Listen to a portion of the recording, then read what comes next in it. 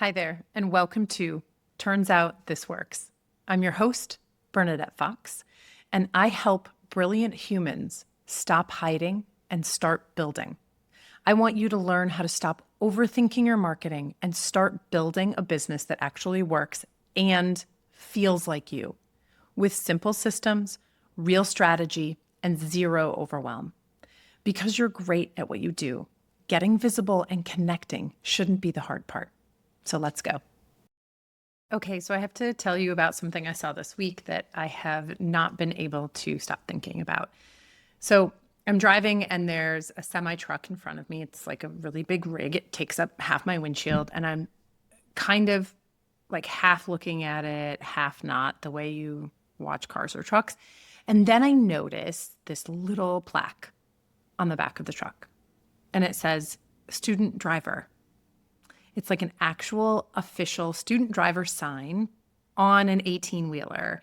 And I laughed out loud in my car by myself, not because it was funny that someone was learning, but because it had honestly never occurred to me that somebody has to learn that.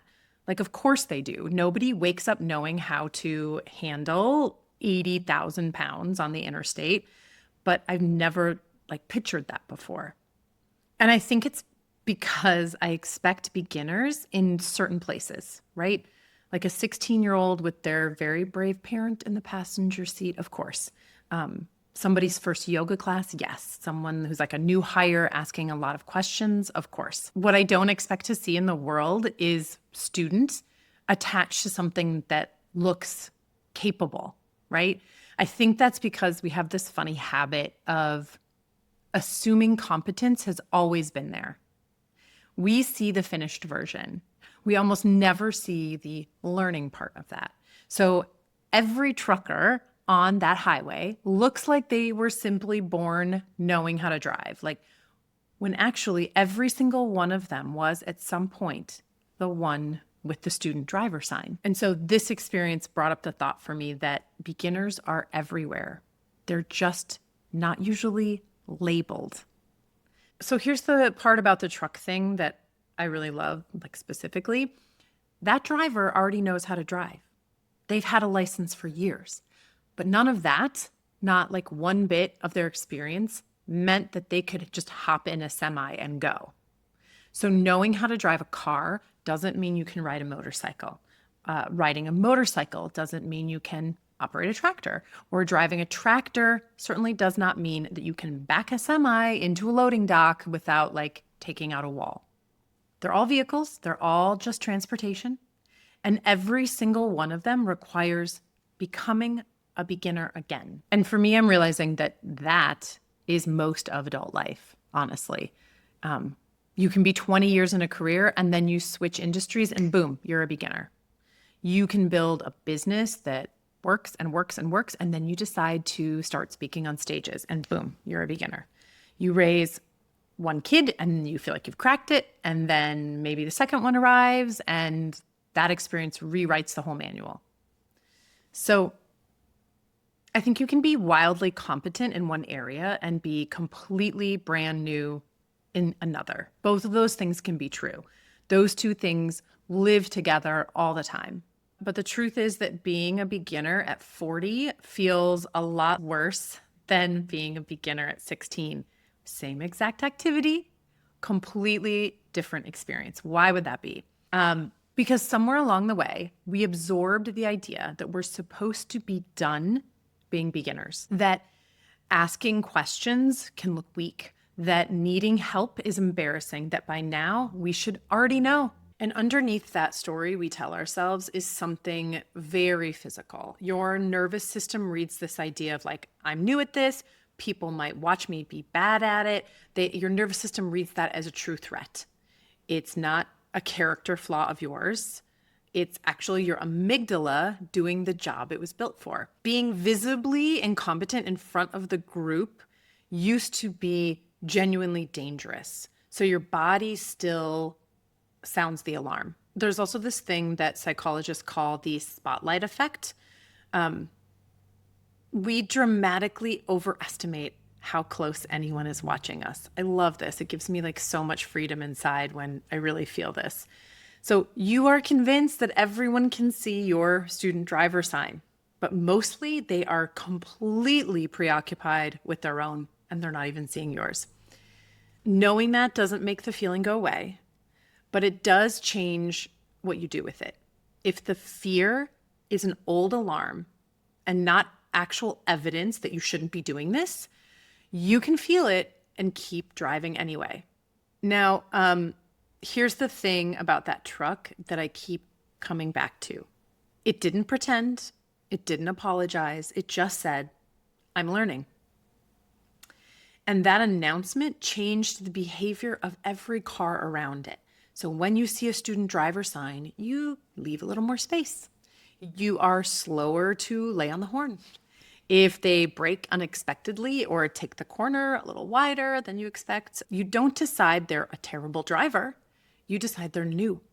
Same behavior, completely different interpretation, because you had one piece of context. Which makes me wonder, what would happen if we mentally handed everyone that sign? The coworker who's like 3 weeks into a new role that they've never done, your friend who's navigating grief for the first time in their life, the person returning to work after years and years away, the person at the gym who clearly has no idea how the machine works. So instead of reading them as slow, difficult, awkward, or unprepared, what if the default assumption was just that they're learning? So here's the part that actually got me. I'd like to think I'm incredibly generous with other people's learning curves, like endlessly patient, genuinely delighted to watch someone try and figure something out. My own stuff, not so much. I expect myself to be good immediately. I expect to know exactly what I'm doing. I expect to feel confident before I've done the thing enough times to have earned any confidence at all. I don't think I'm alone in this. It's exactly what I see in the people I work with who are trying to put themselves out there. They want to start the newsletter. They want to post the thing. They want to launch a business. They want to have a difficult conversation. It's almost never a skills problem. It's that they don't want to be seen learning. They want to skip competent. They want to show up as already good. But, and I have to remind myself of this, there's like no version where you get to skip the sign. The trucker doesn't get to be excellent without first being the person on the highway with a placard and like a super pounding heart, right? You don't get to be the confident version of yourself without spending some time as the beginner version of yourself. I'm going to say that again. You don't get to be the confident version of yourself without spending some time as the beginner version. Publicly, like a little clumsy, on the interstate with people behind you, right? So this week, give somebody a little more room. Give a little more patience. Assume they are just learning because there's a decent chance that they are. And then do the harder thing and extend yourself the same courtesy. You are allowed to be a beginner at any age, at every new phase, as many times as you decide to grow. Once again, you are allowed to be a beginner. You don't have to pretend you've driven this road before. The sign isn't a warning that you're not ready. It's proof that you actually started. So, all right, go out into the world, be a beginner at something. It's better out here than you think, folks. Thank you. Talk soon. Hey, if you liked what you heard today, you can do a couple of things. You can come back tomorrow and listen to another episode. You can even write us a review. You can check out show notes and resources at turnsoutThisWorks.com. Also, if you really, really liked what you heard today, come join us over at the Foundry, where we continue learning and building momentum.